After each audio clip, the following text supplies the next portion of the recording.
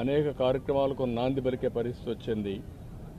కాశ్మీర్ అంటే భారతదేశంలో ప్రతి ఒక్కరికి కూడా ఒక అనుసంధానం ఉంది. ఇది ఒక సుందరమైన ప్రాంతం, మన దేశంలో అత్యంత ముఖ్యమైన ప్రాంతం అనే అభిప్రాయం అందరిలో ఉంది. అలాంటి దగ్గర ఇటీవల ఎలక్షన్ చేయడం, ప్రజాస్వామ్యాన్ని కూడా పునరుద్ధరించడం, టెర్రరిస్టుల్ని పూర్తిగా నిర్మూలించి, టెర్రరిజాన్ని నిర్మూలించి ఈరోజు అభివృద్ధికి శ్రీకారం చుట్టే పరిస్థితి వచ్చింది. అలాంటి సమయంలో ఇలాంటి సంఘటన జరగడం చాలా బాధాకరం. దీన్ని భారతదేశంలో ఉండే ప్రతి ఒక్కరు కూడా తీవ్రంగా ఖండించాల్సిన అవసరం ఉంది. ఇలాంటి టెర్రరిస్టులు భారతదేశాన్ని ఏమీ చేయలేవు. భారతదేశంలో ఒక సుస్థిరమైన ప్రభుత్వం ఉంది, సమర్థవంతమైన నాయకత్వం ఉంది, ధీటుగా ఎదుర్కొనే శక్తి సామర్థ్యాలు కలిగిన ప్రభుత్వం. అలాంటి కేంద్ర ప్రభుత్వంలో ఉండే ఈ ప్రభుత్వం మీద ఇలాంటి చిన్న చిన్న సంఘటనలతో ఏదో కావాలని డిస్ట్రాక్ట్ చేయాలని ప్రయత్నం చేయడం, ఇది వాళ్ళ అవివేకం తప్ప ఇంకొకటి కాదు. ఏదేమైనా ఇలాంటి క్లిష్ట పరిస్థితులు వచ్చినప్పుడు దేశమంతా కూడా సమైక్యంగా నిలబడాల్సిన అవసరం ఉంది. అందరం కూడా నరేంద్ర మోడీ గారి యొక్క నాయకత్వం కింద సెంట్రల్ గవర్నమెంట్ చేసే ప్రతి ఒక్క కార్యక్రమానికి మనం సంఘీభావాన్ని తెలియజేయాల్సిన అవసరం ఉంది. ఇది దేశ సుస్థిరతకు సంబంధించిన విషయం.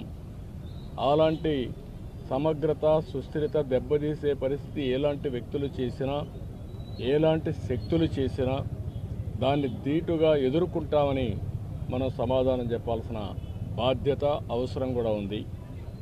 అందుకే ఈరోజు దేశమంతా కూడా ఎవరైతే చనిపోయారో చాలా బాధేస్తుంది. వాళ్ళని మళ్ళీ తిరిగి తేలేం. మన రాష్ట్రంలో ఇద్దరిని పోగొట్టుకున్నాం. ఇక్కడే చంద్రమౌళి, అదే మరిగా మధుసూదన్ కాబల్లో. వీళ్ళిద్దరూ కూడా, మధుసూదన్ అయితే ఒక ఐటీ ప్రొఫెషనల్, ఈయనైతే ఎస్బీఐలో పనిచేసి రిటైర్ అయ్యి నాగమణి ఆయన వైఫ్తో కూడా కలిసి 3 కపుల్స్ వెళ్ళారు. వాళ్ళ బాధ చూసినప్పుడు ఎవరైతే ఆయన సిస్టర్లో ఇప్పుడు చూసాం, కుటుంబం కుంగిపోయే పరిస్థితికి వచ్చారు. ఏది ఏమైనా ఇలాంటి సమయంలో ప్రజల్లో చైతన్యం తేవలసిన బాధ్యత మనందరిపైన ఉంది. అందరం కూడా ఒకే మాటపై నిలబడాల్సిన అవసరం ఉంది. ప్రధానమంత్రి చేసే ప్రతి ఒక్క కార్యక్రమానికి సంఘీభావాన్ని తెలియజేయడమే కాకుండా మనం అందరం కూడా ఆయనకు పూర్తి సహకారాన్ని అందించాల్సిన అవసరం ఉంది. ఇది జరగాలంటే ప్రతి ఒక్క దగ్గర చైతన్యం తీసుకురావాల్సిన బాధ్యత మన పైన ఉంది. అక్కడక్కడ టెర్రరిస్టులను చూస్తున్నాం. వీళ్ళ ఇష్ట ప్రకారం ఇన్ఫిల్టర్ అయ్యే ప్రమాదం కూడా ఉంటుంది.